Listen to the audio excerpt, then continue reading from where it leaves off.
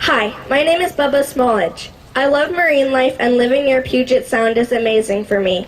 But when we pollute the water with toxic chemicals, it affects the whole ecosystem in this way. The pollutants get into the plankton and they multiply up the food chain until they get to the animals at the top, like orcas, sharks, and us. And we're the ones doing the pollution. So we're really polluting ourselves. We need to leave the fossil fuels in the ground and stop polluting the water, or it will devastate the ecosystem and pollute us as well. I'm going to hand it off to Iris.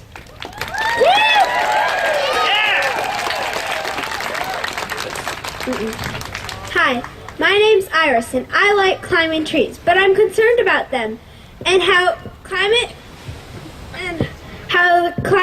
changes are affecting the land.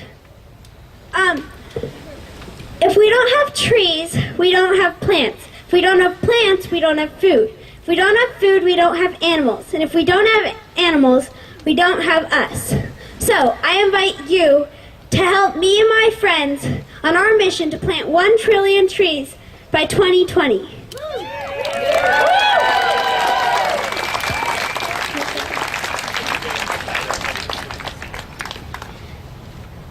Hi, I'm Stella, and in this world, we children don't really get a voice until we're old enough to vote.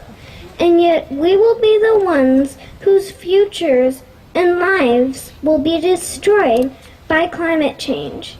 And I don't think that's fair, because already we are causing horrible things to happen. Like in Bangladesh, not in Bangladesh, in Beijing, people can't see the sky because it's so smoggy. But I want to keep using cars. And if I was a grown-up, that's what I'd do. But we don't have a choice anymore. And we can't do the easy thing anymore.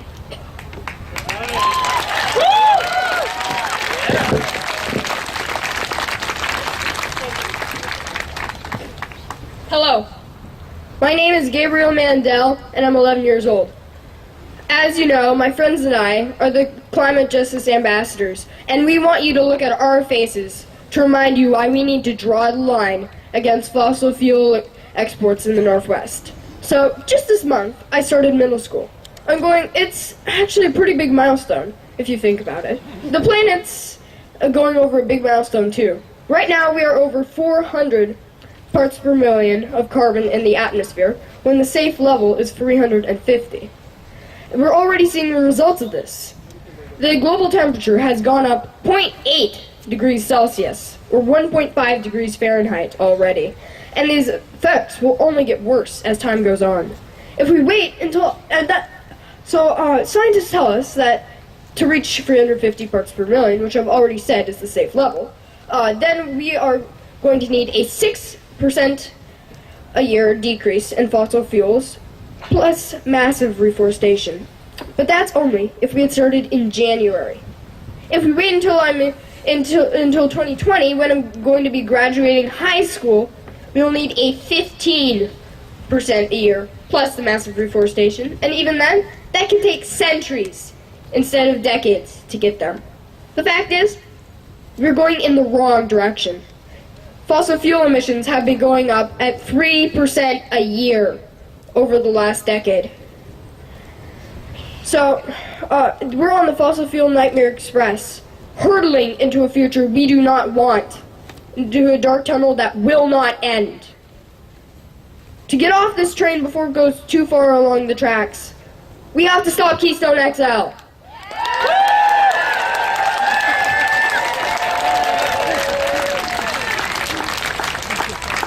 We have to stop the coal trains.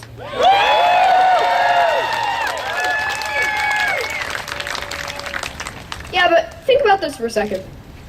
The oil and gas industry wants 6 more huge pipelines.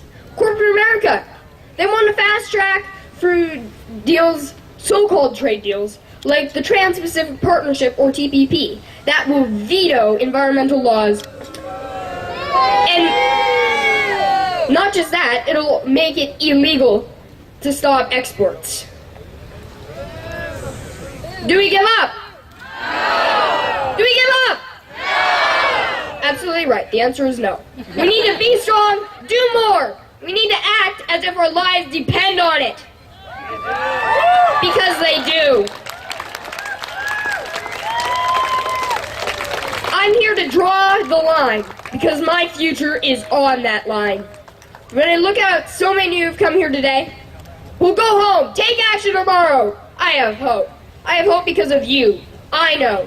We know. You will not let us down. Because you can't let us down. Why? Because we are the future. And we need you. Thank you.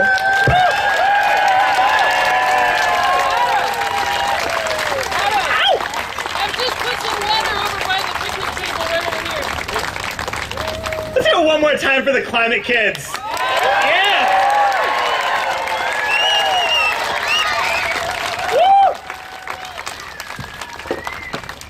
So thanks again for coming out today. Across the country today, people are gathering to draw the line on the Keystone XL pipeline. So we're sending a message to President Obama that he cannot approve this pipeline. And that message is clear and unwavering. In the past 2 years, this movement has done some amazing things and mobilized millions of people to fight to protect our climate and our homes. But the fight to save our communities and our climate is about more than just this one pipeline. Just ask a resident of Appalachia that's living in the shadow of mountaintop removal, or a farmer in Pennsylvania whose well water has been poisoned by fracking, or ask the communities in Michigan and Maine, Indiana and Oklahoma, and here in Washington and British Columbia that are fighting our own tar sands pipelines today. If we're gonna win against this assault, we need to think bigger. And that's what today's about. Here in our home in the Northwest, the fossil fuel industry has a plan to turn our communities into a superhighway for the dirtiest forms of energy on the planet. From Alaska to Oregon, there are 18 proposed new terminals to export extreme energy to be burned in Asia and markets around the world. There are 6 proposed new coal terminals on our coast. There are 3 facilities proposed to export fracked natural gas. There are 7 terminals proposed to take heavy oils like those from the Bakken Shale and the tar sands, some of the most energy-intensive forms of fossil fuels on the planet. There are 2 new proposed tar sands pipelines right here in the Northwest. And 7 of these projects are right here in Washington. The fossil fuel industry is counting on us being divided and fighting these projects one by one. That's their plan. They're counting on pitting Americans against Canadians and pitting us against each other in a dirty energy race to the bottom. If we want to win against this assault, we need to stand united against all new forms of extreme energy, no matter whose borders they fall within. That's what today's about. But the fossil fuel industry is trying to overwhelm us with the sheer number of proposals ranging along our coast.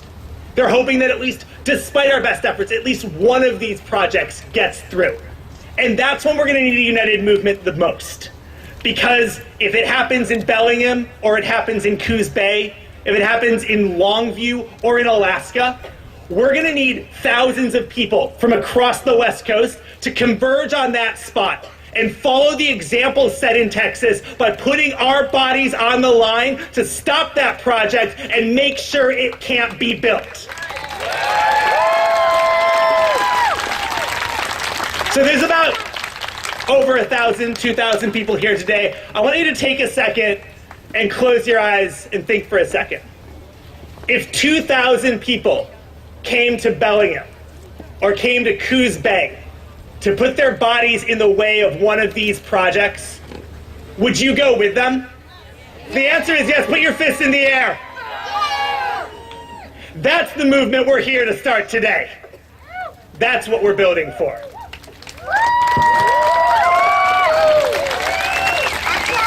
So these fights are about climate change, but they're also about the frontline communities who bear the immediate costs of these projects and with whom we stand in solidarity. So next, I'd like to introduce to the stage Sundance Chief Rueben George of the Tsleil-Waututh First Nation in British Columbia, who's been very active in the fight to stop proposed tar sands projects and proposed pipelines on his tribe's land. Welcome Rueben George to the stage.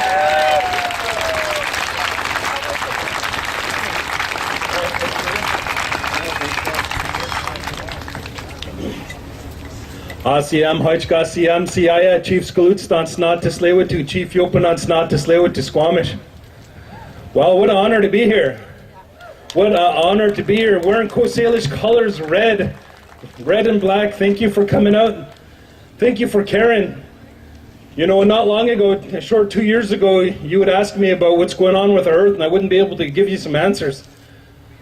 But when I started finding out the true facts of what's going on and the destruction that it's causing, not only that to the Earth, but the people that are dying, I had to change. I had to do something. I had to look at my life and ask myself, what side of history do I want to be on? I looked at my children, who are sacred to me, who I love so much. I looked at them like the children that came up today, and I talked to them, and I said, you know, leaving my job as a family therapist, director of a healing center, comfortable and successful at what I'm doing, I asked them, I said, should I do something? And they said yes. They said yes. And then I thought about it, and I said, you know, 50 years from now, if my children ask me, they say, what did you do? They'll know that I stood up for Earth. And I stood up for their future generations. I stood up for them. One thing that we continue to say as Tsleil-Waututh people, when we had a referendum, when Kinder Morgan came along and they said, we would like to negotiate with you. We'd like to give you millions of dollars so we can put this pipeline through your territory. Just like 160 nations of First Nations in British Columbia signed the Fraser Declaration, they all said no. We wanted to stand with them and we wanted to say no. And my mother stood up and she said, you know, we're not going to have a referendum. We're not going to vote. She said, I want all of you, our people, to stand up. Stand up and believe in what we're standing up for is the sacred, like how sacred our children are. Our land is the same sacred. And she said this. She said, warrior up. So we made her a t-shirt and it says, Ta'a said. That means Grandma said. So we wanted to do that because what we believe is our land is sacred, our water is sacred, our children are sacred. We wanted to do that. And because it's sacred, we were saying no. And we're trying to spread the message out to our Canadian government, Harper, who is allies with these fossil fuel companies, gives $1.6 billion a year subsidies to fossil fuel companies. So what we want to do is create partnerships with great people like yourself and spread this around the world, saying no more to the size of destruction that they're causing. The size of Earth they want to move is the size of France. We did a presentation with Kinder Morgan. They told us about their studies about double-hulled ships that are safe, which is not true. Pipelines that are safe and the technology they're doing is going to protect us. That's not true when there's 2.6 spills in North America today. We said, no, that's not safe. So we come together here today to say no more, to no more. And because Kinder Morgan, Enbridge, and Keystone are part of the human race, and they're too blind like our government, Canadian government, to say no to pipelines and tankers for their future generations, we will stand up because they're part of the human race. We will do it for them too. We will stand up. We will stand up and we'll do it for them too, because they're blinded by their greed and their power of what they want. What I hope for and what I wish for, like each and every one of you, is that we can spread that message out. We do have the technology. If every house and every building in the city of Los Angeles had solar panels, right there would be enough energy to harness and service the rest of the United States. We have the technology to make the difference. We have the technology to move forward and to create a future generations. And some of those movements already happen. When this nation here was being suppressed and nations were being suppressed, women's rights was in trouble, a nation of people stood up. And we said, no more, let's have equality. We wanted to protect people. That's what we wanted to do. And I think we have to do that again today. But who we're protecting ourselves from this time is our own selves. In our addiction to fossil fuels, we have to create those changes and create those differences. It is going to be a social movement because our governments are allies with these companies. It is going to be a social movement that's going to stand up. And what I really hope for our young people that came up and spoke so beautiful today, their spirits crying out that they want a future for themselves. And I tell you, and I heard you, young fella, I will stand with you. I will create that for you, and so will everybody else here. What I hope for is that each and every one of us will be a pebble, a mighty pebble that's thrown into the pond and how it ripples out to the people. That's what I hope for each and every one of you to be. Ripple this message out that there is a better way, that we can move forward in a better way, that we can create a future for our future generations and make things happen. Make things happen so in such a beautiful way together as one. And what we say is Natsamat. That's our word, Natsamat. What it means is one heart, one mind, and one prayer.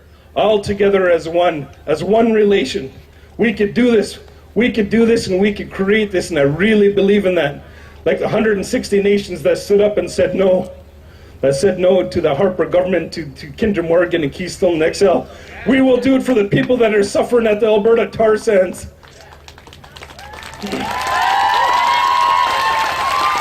The doctor told my friend, they said, you can't bath your children for more than 2 minutes at a time because the water's polluted. The salmon that they catch, and the beautiful salmon that we catch and we get out here, they have cancerous cysts the size of a golf ball. The game that they'd normally hunt and sometimes eat, they have cancerous cysts the size of a baseball. This is their land. We can't have this happen here. Where we live here in the Northwest, in Seattle and Vancouver, it's sacred. It's sacred like the children that came up here. They're sacred. Our lands are sacred. You know, we go kayaking, we go hiking, we go sailing, we get out and it rains. We don't care. We do it. We do it. We want to have that connection to the land. When we go out in the water, in the woods, our spirit is fed. Just like when we're with our children, how happy they make us feel, our spirit is fed. And that's worth protecting. That's a gift that we receive. That's a gift that we hold dear. And that's a gift that we should continue to share and remind people, even though they're too blind to see for themselves, well, maybe we'll pray for them and we'll remind them that there's something beautiful that we have to stand up for, and it's not money. So thank you. So thank you all. Thank you, Bill, 350.org. Thank you, all the relations. Thank you for the traditional people of this land. Hoichkasiam.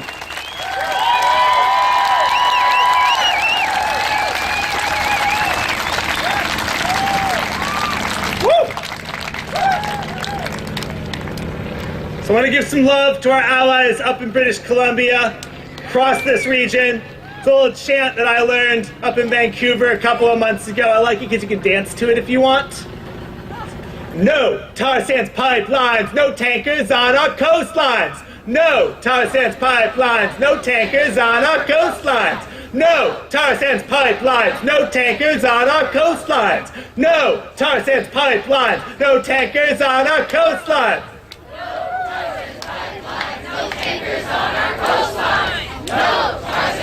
Oh, you can totally be louder than that.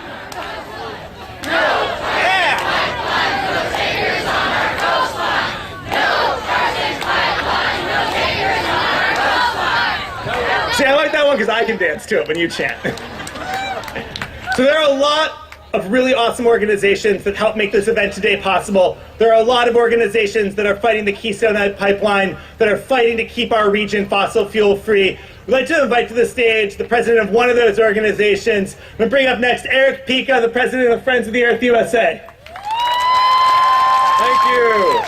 Thank you. And it's great to be here in Seattle. Seattle is the epicenter for this, well, I'll need my notes. Seattle is an epicenter for the fight. To fight to create a cleaner economy for the United States. You've been here before. 14 years ago, the world. Uh-oh. They don't want us to talk here. The world looked at Seattle when the WTO, the World Trade Organization, was meeting here to create a global governance that would give corporations the right over people. And what you did, what we did, is that we said no. We took to the streets. We took to the streets, we challenged our government, and we said no. Now, Seattle, Washington State, the Northwest, you're the epicenter once again. You are the epicenter of this fossil fuel fight. We're here because we need to draw the line. Draw the line and say no to the Keystone XL pipeline. We need to draw the line. And we need to say no to the coal export terminals being built or trying to be built along the coast. We need to draw the line to the exports of Powder River Basin coal to Bakken oil. We need to draw the line and say no to genetically modified organisms. Washington State, you're taking the lead on this. We need to draw the line.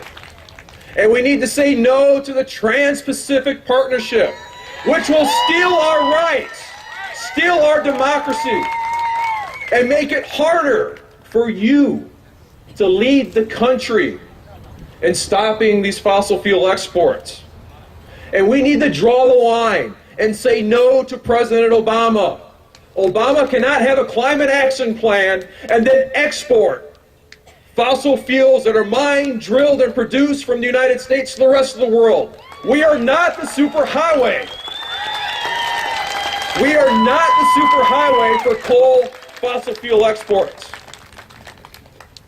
So we say a lot of no. But friends of the environment, friends of labor unions, friends of our children and our future, friends of the earth, it is time we make good. It is time that we tell our political leaders that we can create a clean energy economy. It is time to tell our leaders that we can create trade deals that protect the environment, protect labor rights, and protect our future, and take away corporate rights. It is time we make good and say to the rest of the world, we don't want GMOs in our food. Seattle, you guys are the epicenter. The fight, whether you want it or not, is coming here. We're battling the Keystone XL pipeline through the middle of the country. But they want the ports too. And we need your strength. We need your energy. We need that mobilization that occurred 14 years ago when you said to the world, hell no to trade agreements. We need that now. And we need to say hell no to fossil fuel exports. It's in your hands. Thank you.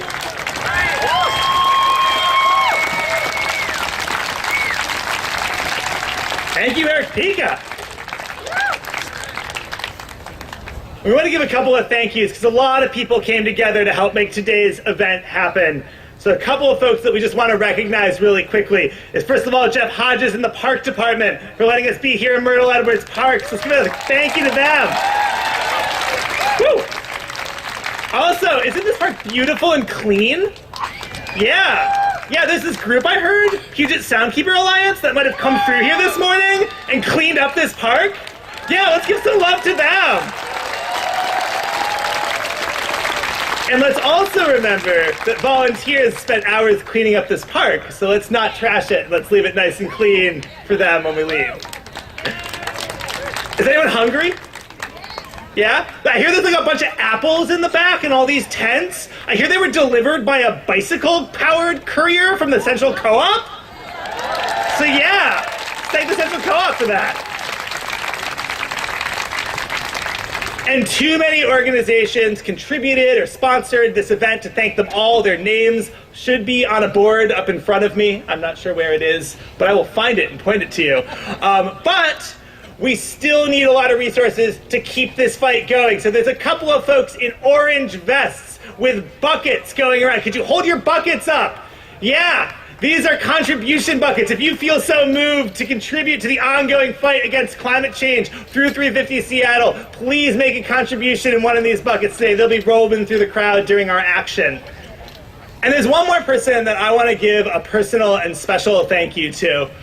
Back in May, Bill came here to Seattle and gave a talk on the Do the Math tour, where he called on folks here in Seattle and across the country to get ready to stand up and to put their bodies in the way of extreme energy. And when she heard that talk, Lynn Fitzhugh thought, there isn't a group of people in Seattle yet that are preparing to turn those words into reality. And she called together the first meeting of people that became what is now 350 Seattle and is working daily to fight climate change and to bring this movement together. So I just want to give a huge thank you to Lynn for getting this movement started and pass it off to her to the stage.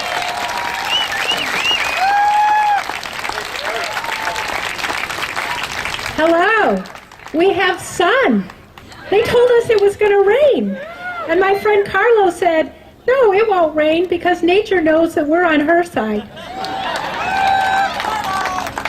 Okay. Show of hands, how many of you have children or grandchildren under the age of 18? How about if you are children? Yeah, well, and you children, yes. So that's what I thought. We as a species are hardwired to protect our young. Throughout the millennium, we have risked our lives and even given our lives for our children. We work long hours, sometimes at second jobs, sometimes at jobs we hate, in order to provide for our children. And then we come home at night and we spend more time with our children. Where are we on climate change? We've been asleep for 2 decades. It's not our fault. There's a resounding silence from the media about climate change. And when the corporate-controlled media does report on climate change, we hear that 97% of scientists in agreement is a controversy. And the politicians tell us, oh, we have to do this for our grandchildren, which seems to imply that we have decades. We do not. We are running out of time. The time is now. You are here because you know that this is a serious issue. But we have to get over the idea that we have all the time we need to do this. It's not like our endless wars where when they finally end, the killing and the carnage ends. It's not like the thermostat in your home where you turn it down and it's not hot anymore. There are tipping points in climate change. These are feedback loops that reinforce each other in ways that we can't turn back. We can't unmelt the glaciers. The permafrost is releasing stored carbon of decades. It's like the tripart effect on the oceans of acidification, warming, and lack of oxygen, and they reinforce each other in ways that make the problem worse. The scientists are clear that these tipping points are a threat that we cannot engage. And I hope that on your way out, you will look at the chart that we have over by the exit that shows the actual time frames that we have. James Hansen, the premier climatologist, tells us that we have till the end of this decade, less than 7 years to turn this around. That's why we need every one of you who's here to be active. It's not like there aren't solutions to this. We have all the science solutions, all the technology solutions, all the sociological solutions. What we have lacked is the political will. And we need all of you to create the political will that is going to change this situation around. There are effective ways to work on climate change. We here in the Northwest have to work on stopping the extract of fossil fuels. We also have the very effective strategy of divestment, a way of putting pressure on the fossil fuel makers to change their business plans. And we have to change our carbon, we have to get carbon neutral plans on the city level, the state level, and the national level that actually correspond to the time frames that we're up against. In Seattle 350, we meet monthly, and we have 10 standing work groups that are working on all of these issues. It took dozens of volunteers to have this event happen. We need all of you if we're going to make a difference. So I'm asking you to look at the idea that this is not just climate change, that we should stop using the term climate change.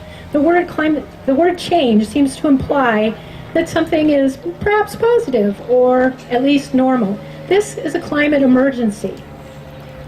If you were sitting in your living room and there was smoke pouring into your living room, you wouldn't say, I wonder if this is really happening. Or you wouldn't say, I wonder who's going to do something about it. You would grab your kids and you would get to safety.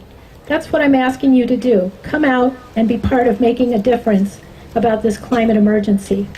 And now I'd like to introduce you the person that I do this work for, my 16-year-old daughter, Sara Grendon.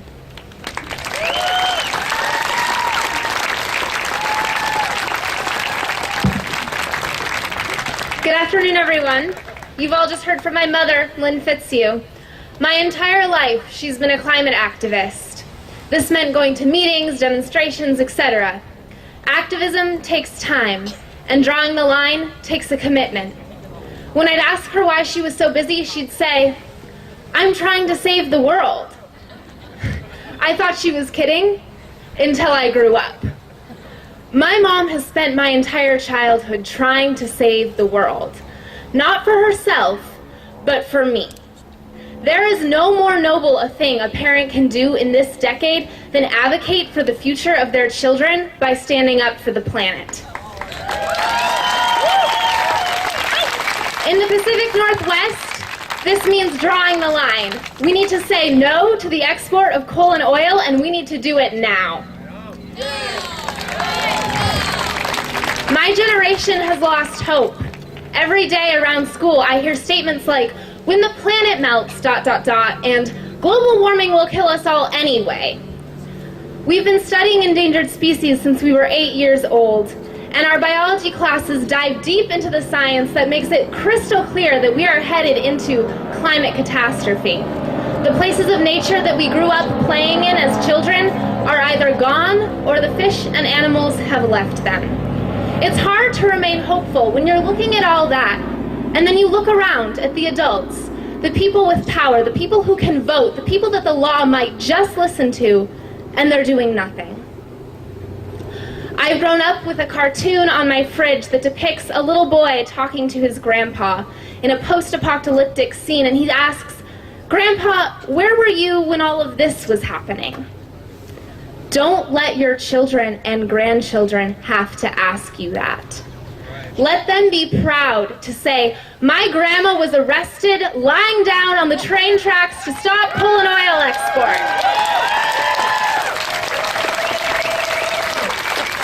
Start a revolution as radical as MLK's or the suffragettes, because this is just as important. The women's rights movement and the civil rights movement were not for the participants, but for their children. Folks gave up their liberties and sometimes lives so that their children's lives could be better. Climate change is only going to worsen our lives. What's at stake here is the life and safety of future generations. So stand up for your children.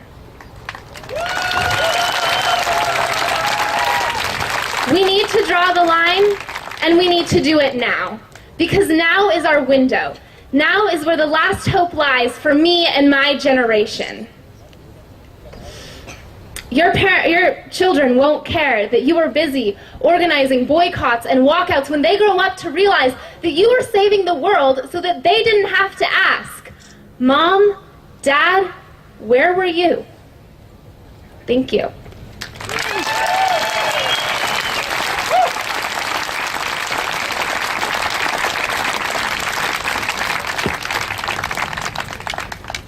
So we're drawing the line here in Washington, here in the Northwest, against fossil fuel exports.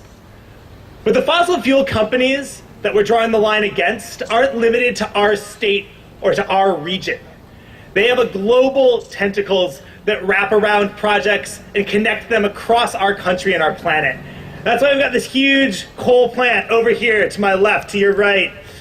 Because there's a bunch of activists here in Seattle working with the Sierra Club and some other groups that are working really hard to shut down a coal-fired power plant in Colstrip, Montana. And you might wonder, why are we here in Seattle working to shut down a plant in Montana? It's because the owner of that plant happens to be Puget Sound Energy. The Colstrip power plant is one of the biggest carbon emitters in the West. PSE wants that plant to keep burning coal for the next 20 years. That sound like a good idea to you? I thought so. So there's a public comment period going on right now. A bunch of these folks in the yellow shirts, Seth, can you jump up and down so people can see you, are handing out public comment cards. You have an opportunity to comment on whether or not PSC should be allowed to keep that plant open for another 20 years. Totally encourage you to do that. Folks in the yellow shirts. And while we're fighting this power plant in Montana, folks in Montana are standing up to fight coal exports out here on the West Coast. How many folks have heard of the coal export action in Helena, Montana last week? Not a lot. Well, last week, 14 Montanans from across the state came and converged on Helena during the state land board meetings to sit down on the train tracks and block trains going across railroads from Montana bound for our coast. They're trying to spark a movement in that state of nonviolent civil disobedience to stop the mines being built that will lead to export terminals on our coast. And that's the kind of unity we're talking about. That's the kind of working together that we need to fight these projects across our region. So I was out of Montana last year for last year's coal export action. I learned this little chant. I want to teach it to you. It's really fun. It's a call and response. So I'm going to shout from the plains, and then you're going to shout to the ports, because that's where you are. So let's try that. From the plains! To the ports! The last part's really simple. We don't want no coal exports. So from the plains! To the ports! We don't want no coal exports! From the plains! To the ports! We don't want no coal exports! From the plains! To the ports! We don't want no coal exports! Woo!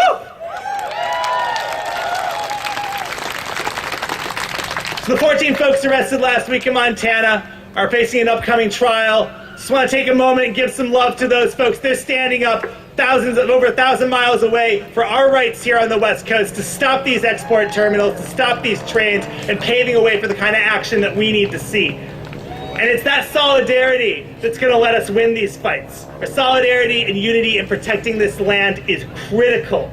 So next, I'd like to introduce Hereditary Chief Phil Lane Jr. from the Yankton Sioux and Chippewa Nations. He's a Four Worlds International Institute chairman and an internationally recognized leader in human and community development. Chief Phil Lane has also gained attention recently for promoting international treaties to protect the sacred from tar sands projects between different nations and First Nations groups in North America.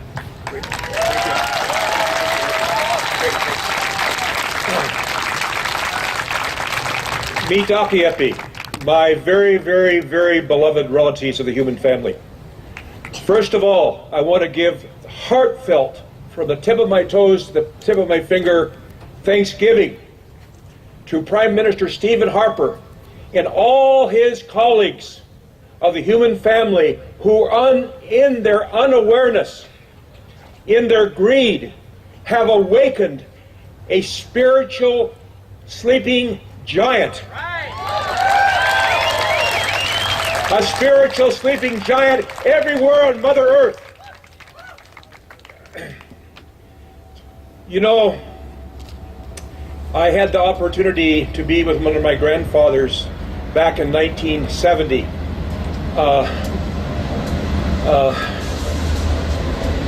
Line Deloria Sr. And he told me a story. He said that he was talking to this elder back, this is over 40 some years ago, and he loved to learn new words in English. And he said, Tahashi, he said, what are they talking about this word ecology? Ecology.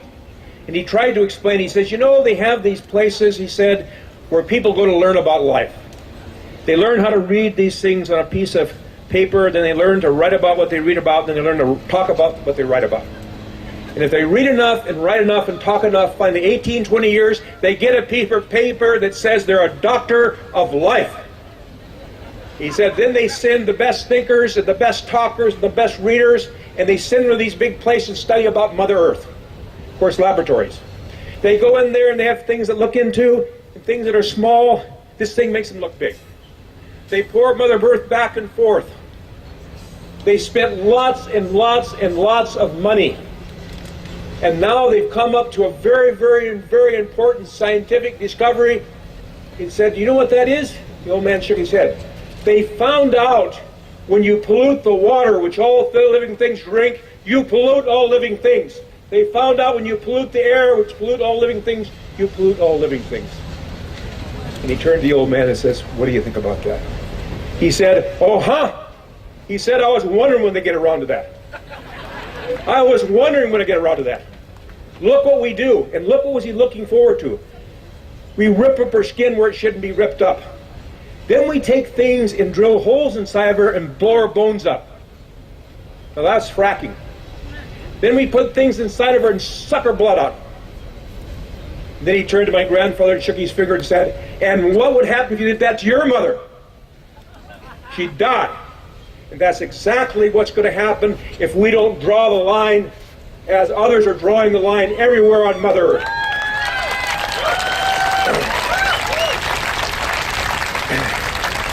Thank you. Thank you. Thank you. Save Mother Earth now from this young man. Thank you. We'll put it right here. I'll give it to you later. Thank you so much. I want to share something that very few people are aware of yet that's occurring across the Dakotas, down through Nebraska, Oklahoma, into Montana, clear to Idaho.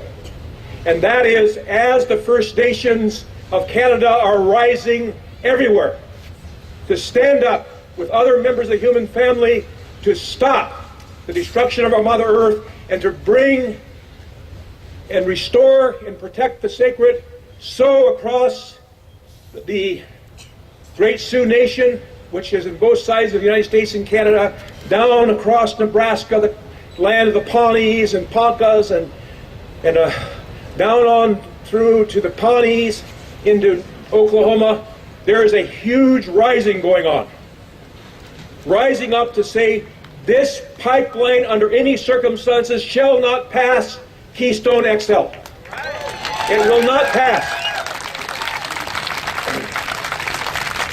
So that could be, and that is right now with all these different plans. These are plans and visions. The first one to come down, where we're really going to be tested, is Keystone XL. Right there, right across that border, and it's the coming together in unprecedented unified action of human beings. For instance, in Nebraska, they have Bowl, Nebraska, if you read about it. It's the farmers across Nebraska, spreading into South Dakota now, that are beginning to stand up and say, we don't want this taken across our lands. But at the same time, through eminent domain, they realize what they're facing. But, as we're finding in Canada, equally here in the United States, when you engage treaty rights, when you engage indigenous peoples in their rights along with everybody else in their way, together in unprecedented, unified, compassionate action, we can stop this everywhere. Everywhere.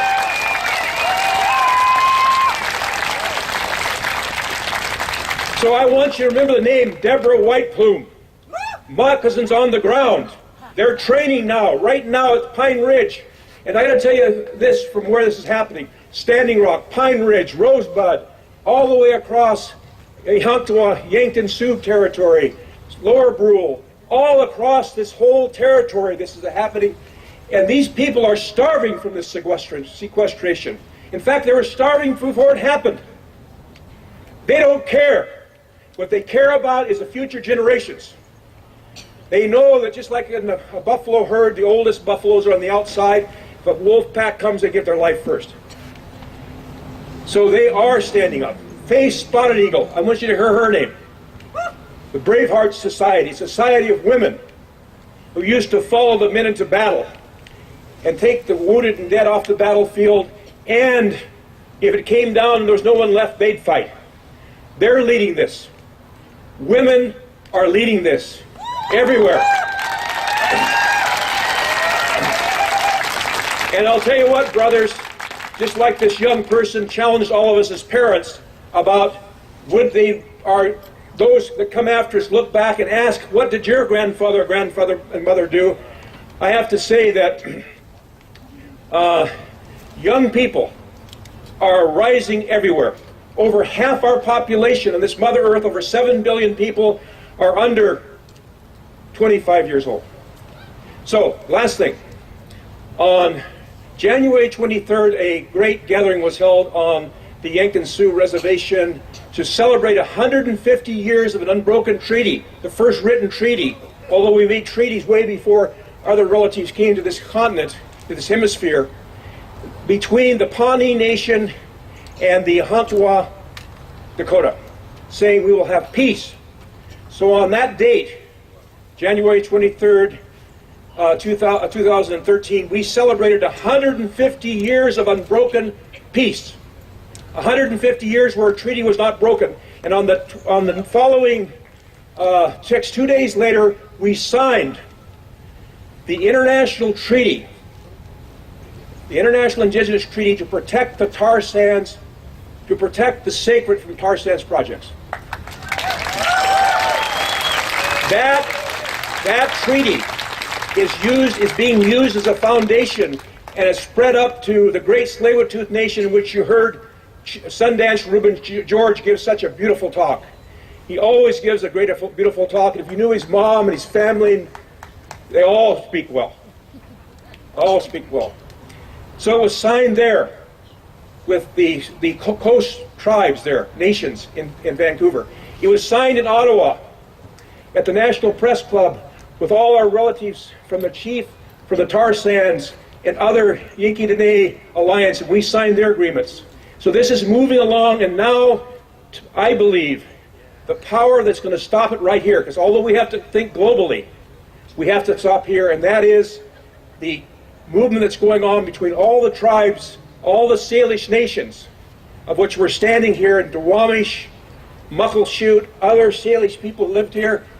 An alliance is being built. An international treaty is being built to stop all this we're talking about across the Salish Sea. And everybody is invited to this great enterprise. So I thank 350.org, Bill McKibben for his great inspiration, and this growing movement, and I'm so thankful you've been so kind to invite me here.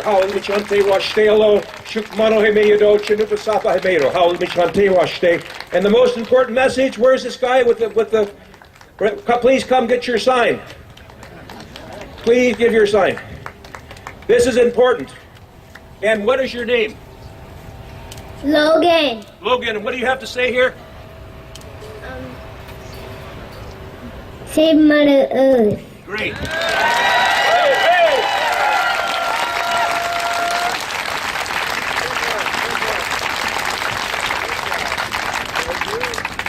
Say it up one more time for Chief Phil Lane. Woo!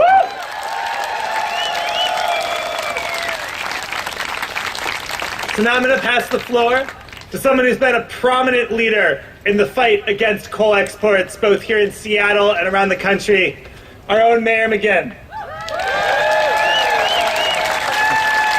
So I get the privilege of introducing Bill McKibben in a minute or two, but I just want to talk a little bit about Seattle, because Seattle's a great place. And I got 3 kids. One of them goes to school with Sara, who you just heard from up at Nathan Hale High School. And Seattle always has worked to lead. A little bit of history. Back when they told us that our economy would collapse unless we built more nuclear power plants, Seattle said no to the nukes. Right? They said that way back when. Guess what? Our economy didn't collapse. It seems to be doing okay. But the nuclear power plants, they didn't work as they were advertised. In fact, Seattle then went further. Seattle decided that it would no longer buy coal, and we got out of the Centralia coal power plant, and Seattle City Light is the first carbon-neutral utility in the nation.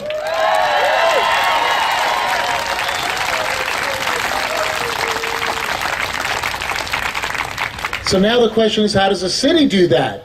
Well, we're working on it. We're working on it. We have the greenest buildings around. We're getting more efficient.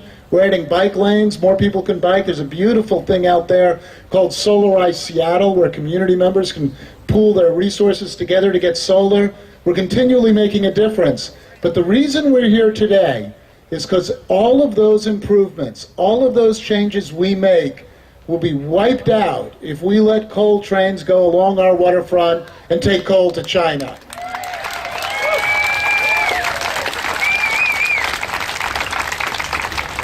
I understand people who have done the math on this. Oh, I'm stealing someone else's line. It's more carbon in those coal trains than is in the Keystone Pipeline. And here's what's happening. You all know the story. You know all the story. What we have is massive reserves of fossil fuels in the inland part of our country, and to get it to other places, they got to come through these West Coast ports. And Seattle's going to have to lead again. We're going to have to lead again.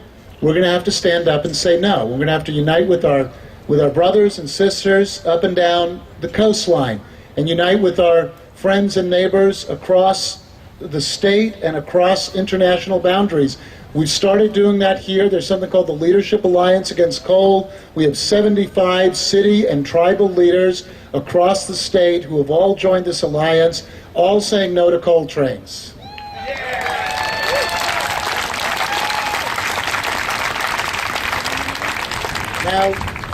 Now, the first time I met Bill McKibben, he came to town. I'd heard of him, but he was coming to town to talk to our leadership here, our community leaders who are working on our updated climate action plan. And we met in a conference room, and he talked about the divestment movement and why that was important. And I was listening really carefully to it as he went through it, because, the question I had, and he'll explain it better than I can, but the question I had was, will that really change the behavior of these companies? But then I realized it wasn't about changing the behavior of those companies. It was about saying what we stand in, what we believe in, and what we want our society, our planet to be in the future. And after I heard him, I canceled a meeting, called up our finance director, and said, can we do this? Can we as a city divest from fossil fuels? And, he's a finance guy. He's fiscally conservative. He's like, it's never been done before. But, we can certainly start trying. And that's what we did. We've started, and we've announced, and we've gotten 10 other cities to join us to say, we will go down the path to divest ourselves from fossil fuels with City of Seattle money.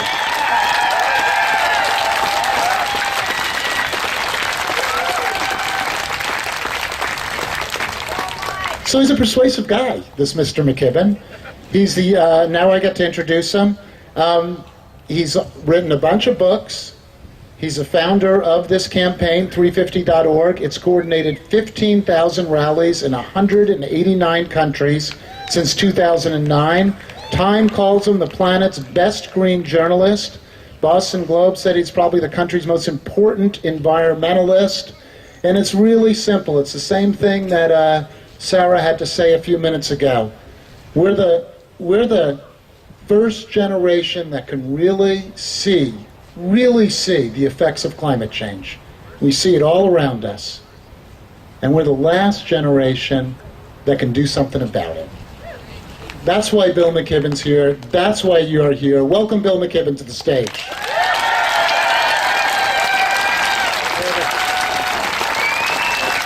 Well, thank you all so much. Mayor McGinn, thank you enormously. Look, one of the things about movements is that they stick together. Mayor McGinn, really, look, I've spent too much time in Washington the last couple of years.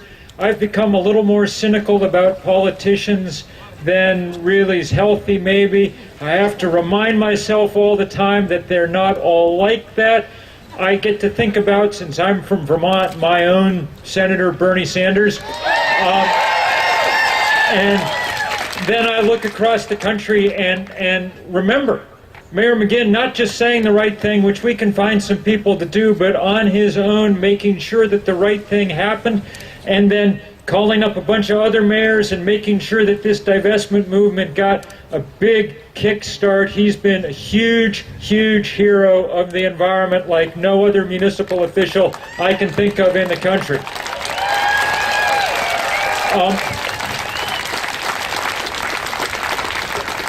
This is so pretty here today. You're not living up to your reputation at all. I promise not to tell anybody how nice it is in Seattle. But boy, this is gorgeous. And the good news is I've been on Twitter some the last little while. The good news is pouring in from all over the country, 215 big rallies in 47 states across the country, just like this one. And we've heard already from big rally down in New Orleans along the waterfront where Katrina came in, and a big rally in New York City just finishing up now, where they went and painted a line where the storm surge from Hurricane Sandy came. And you know, maybe the most beautiful of all, from Nebraska in the Keystone Pipeline route, where all the people got together, and the last couple of days they've built a big wind-powered, solar-powered barn right smack on the right-of-way where TransCanada wants to put their pipeline.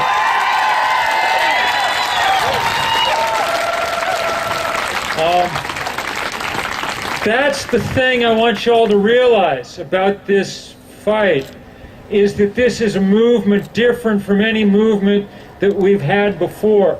My wife, Sue, who's over here someplace, Sue and I spent much of the summer going out to different places where people were doing amazing things. In Utah, where they're trying to block the first big tar sands mine in the U.S., and up in where Lake Huron and Lake Michigan meet, where they're trying to stop and putting a tar sands pipeline underneath the Great Lakes. And then we were down in Vancouver, Washington, where they're trying to stop the coal port on the oil port on the Columbia, and with the Chevron refinery in Richmond, California, where lots of people getting arrested.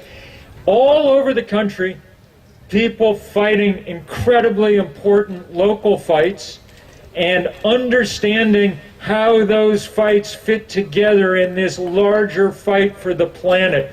It's a different kind of movement. It has no huge leaders or central organizations or anything. It's more like the kind of energy system that we're imagining for the future. Millions of solar panels on millions of rooftops, all interconnected and tied together. We're up against the most powerful enemy that there has ever been, this sprawling thing called the fossil fuel industry that has its tentacles in every part of our politics and our economy all over the world, and so our movement has to be sprawling in the same kind of way, a resistance that takes them on at every turn.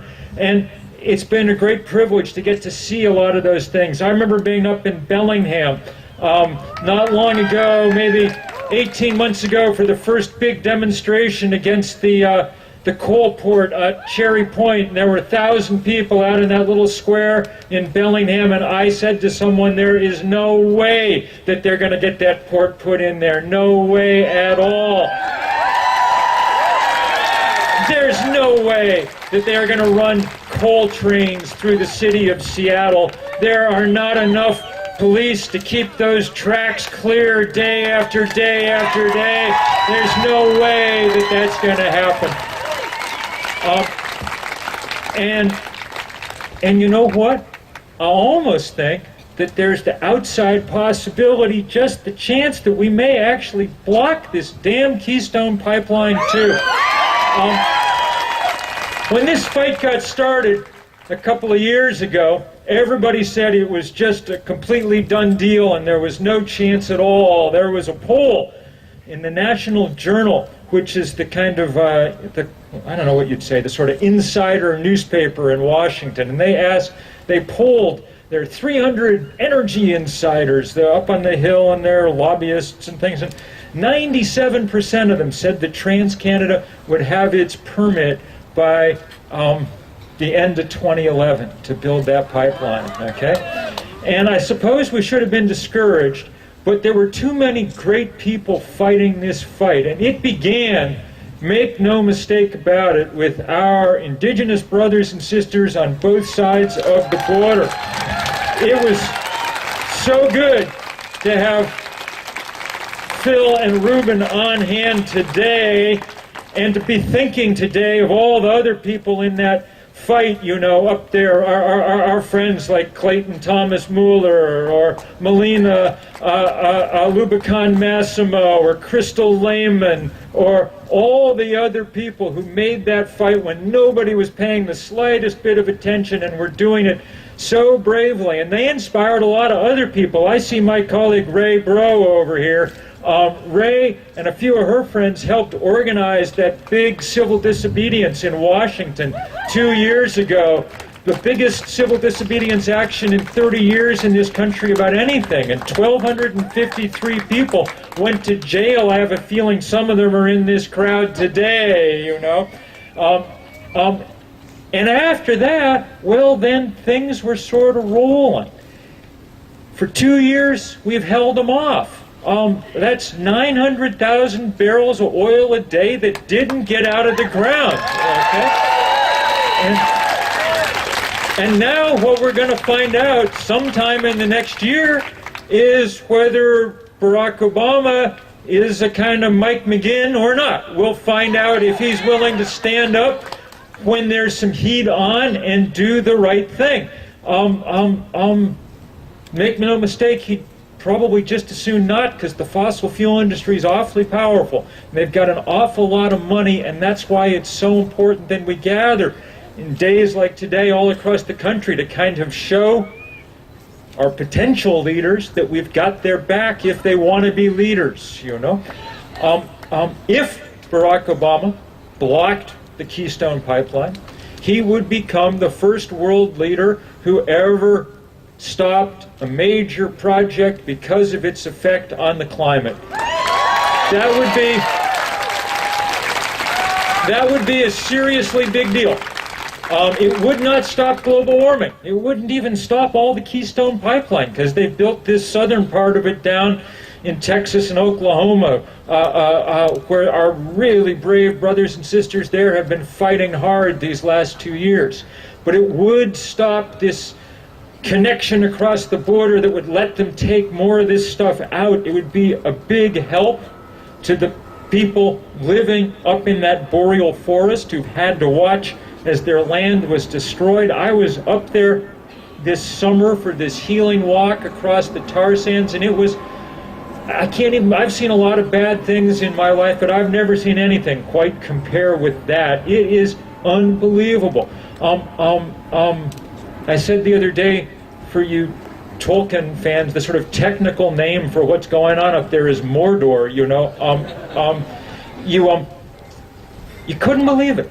They have to fire, they're the world's biggest tailings ponds, some of the biggest dams on Earth, trying to hold back this dirty water that's been polluted in the tar sands refining process. And all day and all night, there are cannons going off, boom, boom, boom, boom, all the time, because they're trying to scare away any bird that might possibly come near, because if it lands in any of these, it's instantly dead. There's a war going on against nature up there, and right now nature is losing in a serious fashion.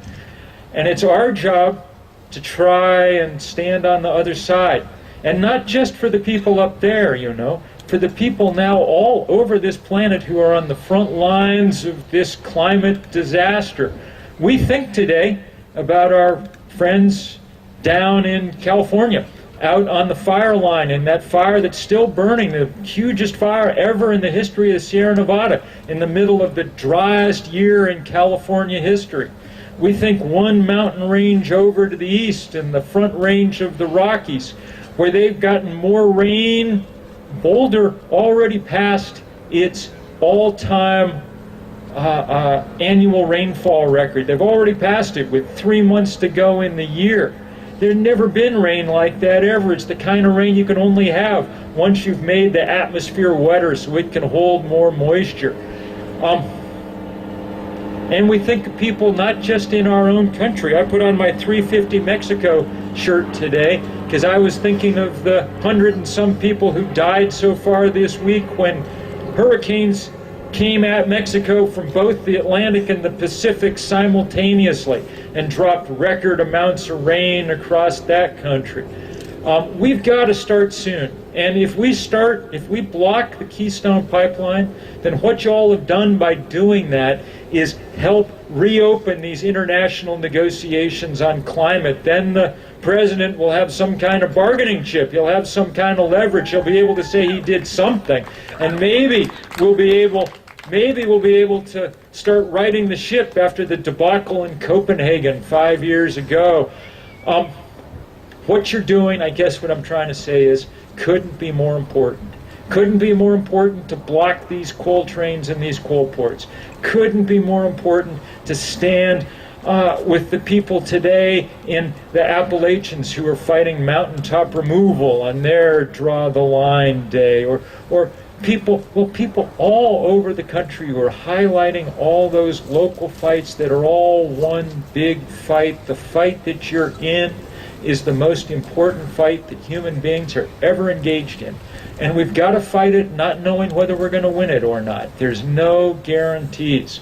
All we know is we've got to fight it.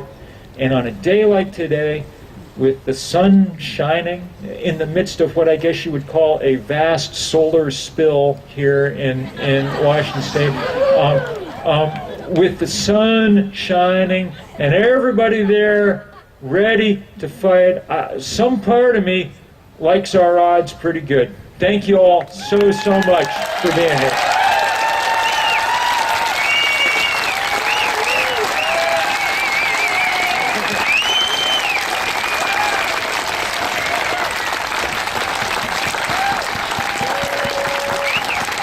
Yeah! Let's hear it one more time for Bill McKibben.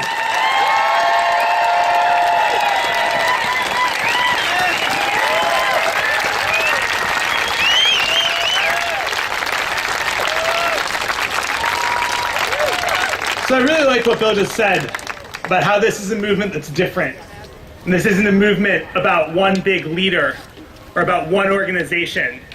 This is a movement about the struggles that we have locally. So we're going to take a few minutes and we're going to take our red banners. Does everyone have it? You hold them up if you have a red banner. And before we draw the line along this beautiful coastline on this gorgeous day, we're going to commit to some actions that we can do because we are this movement, together and individually. So, if you're going to draw the line on the Trans-Pacific Partnership and the weakening of environmental and labor laws by calling on your representatives to vote no on the fast tracking of the TPP, hold your banner and your fist in the air. If you will support the Lummi and their fight against exports from the Cherry Point terminal by calling or writing Governor Inslee to reject that terminal, hold your banner and your fist in the air. Can I get a banner? If you will go to the Bell Harbor Conference Center on October 23rd to make your voice heard at the public hearings on how Washington should achieve its carbon reduction goals, hold your banner up in the air.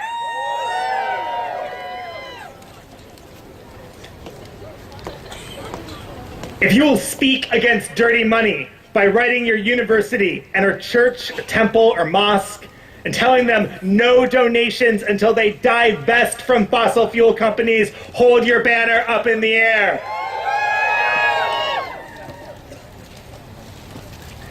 If you will fight the coal trains by going to Tacoma to stand against exports at the hearings on October 17th, hold your banner and your fist high. Anyone who's giving out the green cards, these are the people you should give them to, the green cards with the date on it. If you recognize our privilege in fighting fossil fuel exports while being the unwilling beneficiaries of cheap energy, and will commit to continued and deep cuts in your own personal fossil fuel use, hold your banner in the air.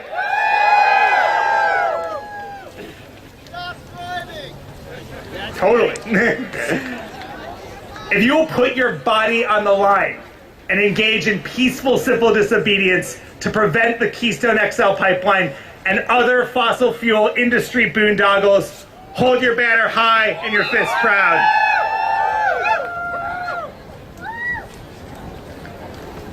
And if you're with us for the long haul and will commit to finding a way to weave the work for climate sanity and climate justice into your life over the coming months, years, and decades, while we do some really hard things to save this planet, raise your banner high.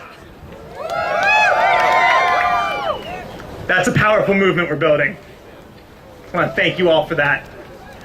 So we're going to draw a line physically along this sound to demonstrate to our leaders, our elected officials, that we are ready to protect this area with our bodies,